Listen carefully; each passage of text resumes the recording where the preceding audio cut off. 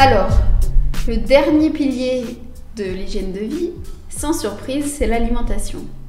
L'alimentation, on a trop souvent l'impression que ce n'est pas important, que c'est compliqué, que ça prend du temps et surtout qu'on peut très bien s'en passer en classe préparatoire puisqu'on va être dans une parenthèse et qu'il faut se concentrer sur le reste.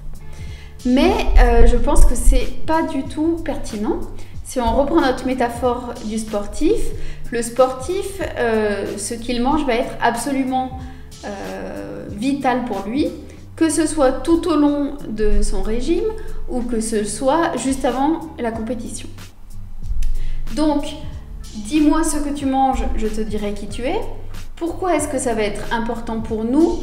Pas tant pour des questions de santé, mais ça compte énormément bien évidemment, mais pour des questions d'énergie. C'est-à-dire, comment est-ce que, avec ce que je mange, je peux augmenter mon niveau d'énergie, augmenter mon niveau de bien-être, et au contraire, comment en ne faisant pas du tout attention à ce que je mange, je vais me sentir mal, me sentir fatiguée et pas avoir ce qu'il faut tout au long de l'année, tout au long de l'hiver pour tenir et être au top de cette classe préparatoire. Donc, évidemment, toute l'alimentation est importante, tout ce qu'on mange est important, mais je vais essayer de prendre 2-3 petits points qui vont pas être si compliqués que ça à mettre en place et qui peuvent faire une différence pour toi dès demain par exemple. Pour moi, ce à quoi on ne fait pas assez attention, c'est sans conteste le petit déjeuner. En France, on a une culture de petit déjeuner bien française, bien spécifique, mais dans le reste du monde, de nombreux pays ont des traditions de petit déjeuner différentes. Et à mon avis, ça vaut le coup de regarder chez eux. Pour faire bref, le petit déjeuner, on a l'impression parfois qu'on n'a pas faim. Moi, pendant des années, j'ai jamais des petits déjeuners. J'avais pas faim, j'avalais juste un verre de jus d'orange. Et après, je passais la matinée pas bien. C'est-à-dire, j'avais faim, je mangeais. Après, j'étais pas bien vers 10h, j'étais pas bien vers 11h. Et après, j'avais faim de 11h à 13h avant d'aller manger. Bref, avec le recul, c'est le pire que je pouvais faire et c'était mettre une croix sur toute la matinée et tout ce que je pouvais apprendre et retenir facilement, mais j'étais pas en condition. Donc, je conseille vraiment de ne pas faire l'impasse sur le petit déjeuner et d'avoir de manger des choses qui vont te permettre de tenir toute la matinée et pas d'avoir faim à 9h30. Donc, 2 petits déjeuners principalement sont recommandés. Moi maintenant, je suis une grande fan du fait de petit déjeuner avec des œufs le matin. Il y a énormément de cultures dans le monde où on déjeune avec des œufs au petit déjeuner. Je pense que c'est pas pour rien. Une alternative peut être le muesli que tu peux faire toi-même ou que tu peux acheter déjà pré-fait. Mais c'est très simple, il suffit d'acheter de l'avoine, des fruits secs, plein de petites graines et de composer ton muesli le matin. L'idée, d'une manière générale, ça va être qu'on va privilégier ce moment, ce petit déjeuner, qui est souvent le plus simple à faire, pour déterminer le niveau d'énergie qu'on va avoir toute la journée.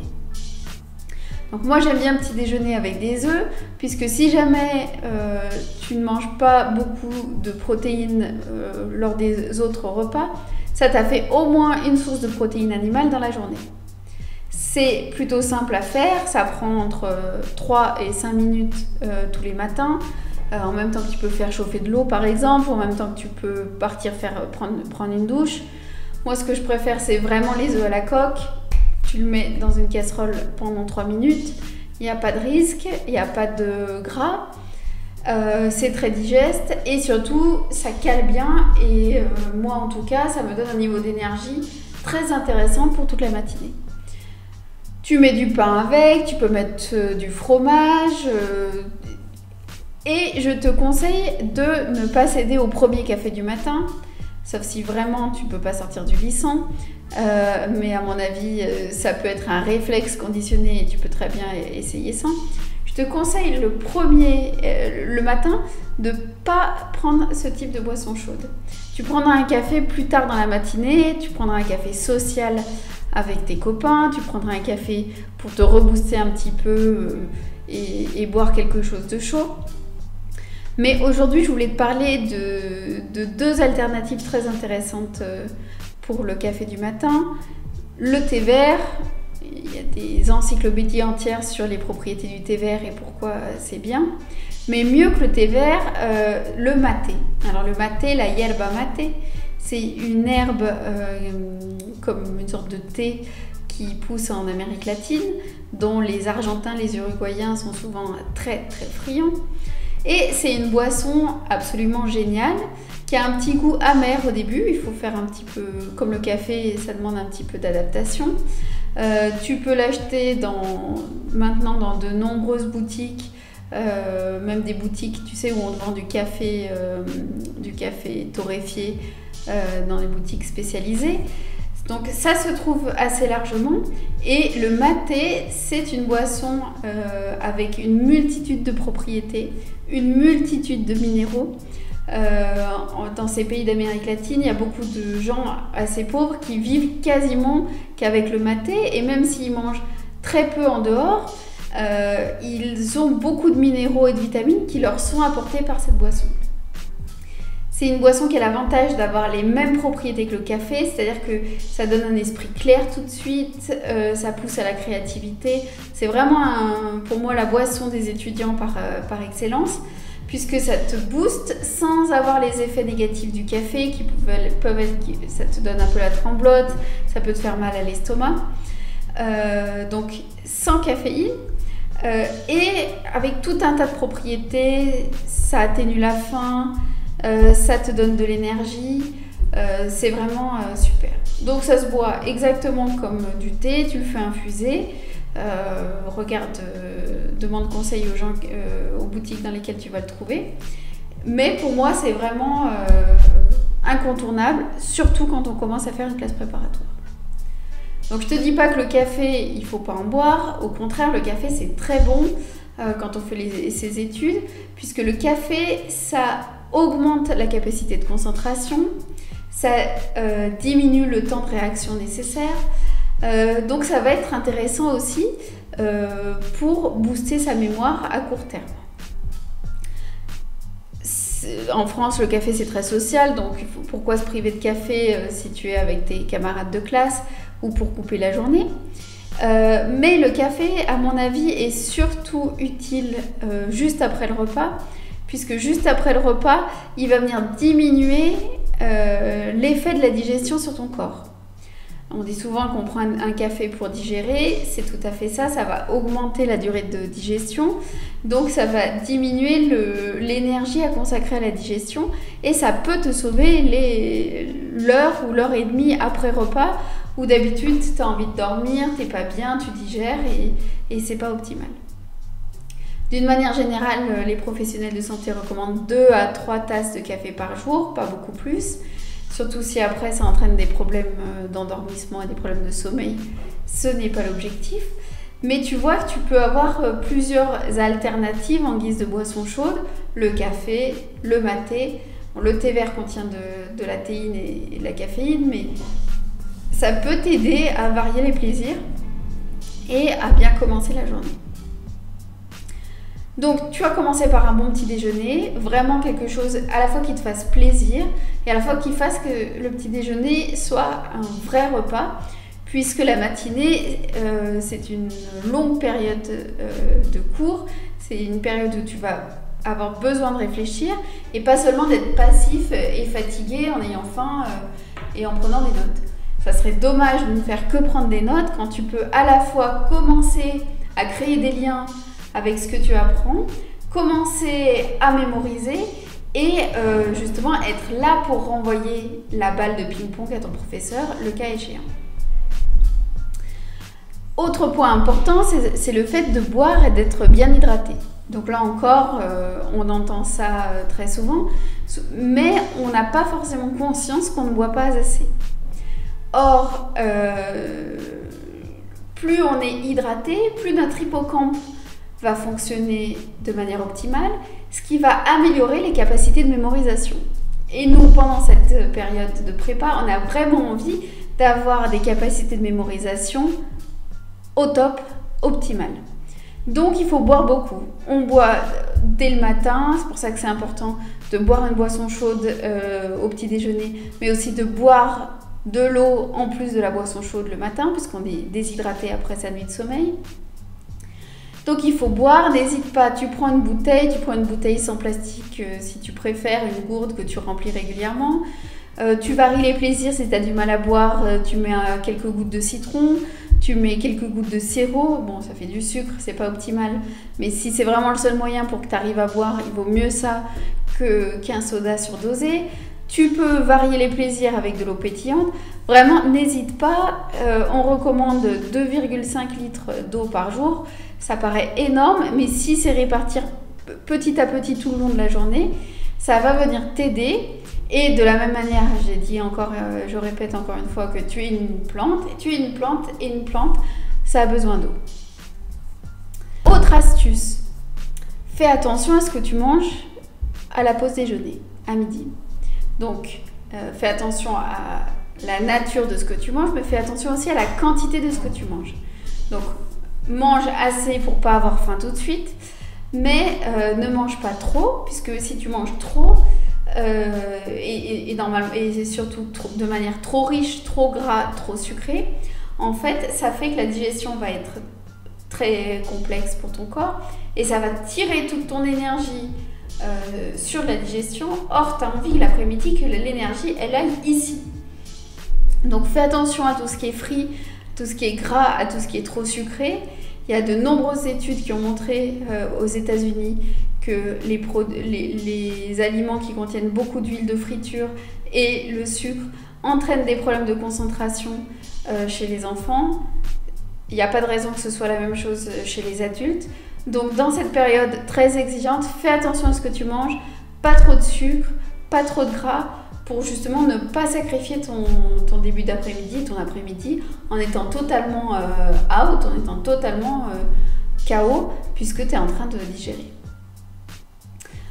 Une petite astuce là-dessus, ça va être donc de manger suffisamment pour ne pas avoir faim, mais de manger des choses assez peu sucrées et assez peu grasses. Tu peux manger des légumes, c'est toujours recommandé ça, mais surtout le fait de manger des légumes qui sont riches en eau, ça va contribuer à t'hydrater aussi, donc c'est super. Et je voulais attirer ton attention aujourd'hui sur les protéines végétales dont on n'entend pas énormément parler et qui peuvent être une bonne alternative, surtout si tu es obligé de manger sur le pouce avec des produits de mauvaise qualité puisque tu achètes des choses dans des petites boutiques à côté. Donc tu peux facilement acheter soit de manière préparée, il y a ça dans les boutiques bio, même dans les supermarchés standards, des préparations toutes faites de protéines végétales. Donc ça veut dire qu'il n'y a pas de viande dedans, il n'y a pas de protéines animales, mais comment est-ce qu'on fait une protéine végétale? Donc moi j'ai appris ça très tardivement dans ma vie, depuis je trouve que c'est absolument génial. C'est-à-dire que notre corps, pour bien fonctionner, a besoin de protéines. Et les protéines peuvent être une séquence de 12 acides aminés, et quand les 12 sont là, bingo, ça fait une protéine. On peut avoir des protéines animales, mais on peut aussi avoir des protéines végétales. C'est-à-dire que quand on va arriver à manger en même temps 2 aliments qui vont arriver à totaliser ces 12 acides aminés, ça va se transformer en protéines.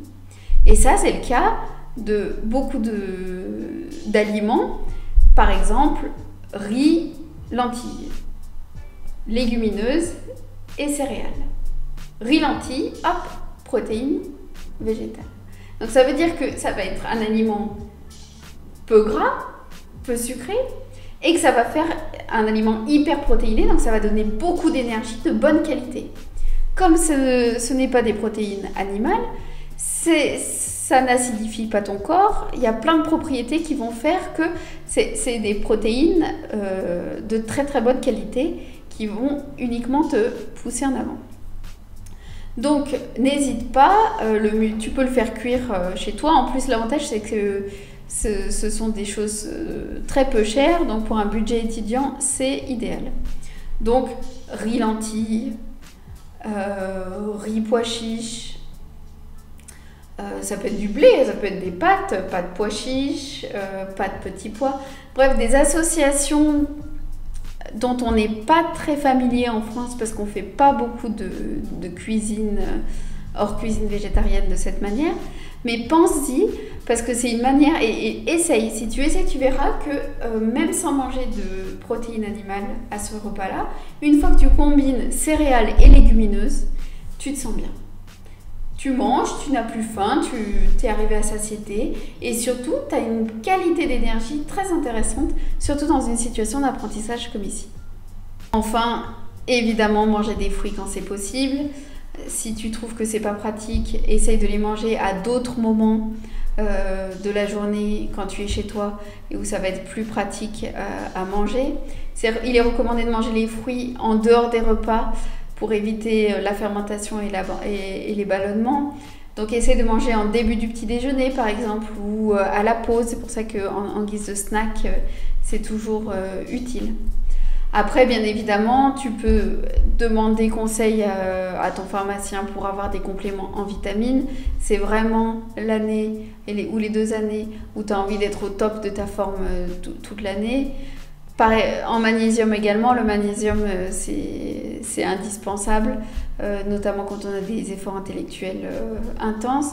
Donc on peut trouver du magnésium dans les bananes, dans le chocolat et dans d'autres aliments, mais on peut aussi avoir des suppléments en magnésium. Je te laisse voir en début de période, selon tes habitudes et avec un médecin ou un pharmacien pour ces points-là. Mais bon, le message que je voulais te faire passer, au-delà des spécificités de chacun, des intolérances des uns et des autres, je ne suis pas là pour te donner un régime qu'il faut suivre à la lettre, mais attirer ton attention sur le fait que ce que tu vas manger, ça a un gros impact et que tu as vraiment envie de manger des choses qui vont t'aider à apprendre et rendre les choses plus faciles et faire que tu vas être en meilleure forme. Donc, le petit déjeuner, pour moi, c'est clé. Faire attention à ce qu'on mange à midi aussi pour ne pas sacrifier le début de l'après-midi. Pour moi, c'est aussi clé. Et puis, tu vois qu'il y a des alternatives au café et des alternatives à l'eau si tu ne bois pas parce que tu n'aimes pas ça ou tu n'arrives pas à y penser. Hop, la petite gourde, hop, des petites variations sur l'eau. C'est absolument indispensable. Donc, garde tout ça en tête et surtout, essaye de le mettre en pratique. Tu peux très bien te faire des listes que tu colles sur le frigo. Tu peux très bien préparer les choses à l'avance. S'il s'agit de légumineuses, tu en cuisines une grosse quantité, tu le mets dans des tupperwares, tu le gardes dans le frigo, tu en as pour quelques jours. Les œufs, de préférence des œufs de bonne qualité, des œufs bio, c'est toujours meilleur, surtout si le matin tu déjeunes quasiment uniquement avec ça. Si jamais on te dit que manger trop d'œufs c'est pas bon pour le cholestérol, etc., je te mets quelques informations sur des études qui ont été réalisées sur les œufs et qui mettent en perspective ces problèmes de santé auxquels on se raccroche toujours mais qui ne sont pas forcément fondés. Donc là encore, tu es le chef d'entreprise, là tu vas être le chef du régime, tu es le coach sportif et tu vas réfléchir maintenant, tout de suite, tu vas mettre sur pause et tu vas réfléchir maintenant à ce que tu peux mettre en place en fonction de ton profil, en fonction de ce que tu aimes ou ce que tu n'aimes pas, pour être sûr d'avoir une alimentation qui vienne t'aider dès le début de la classe préparatoire.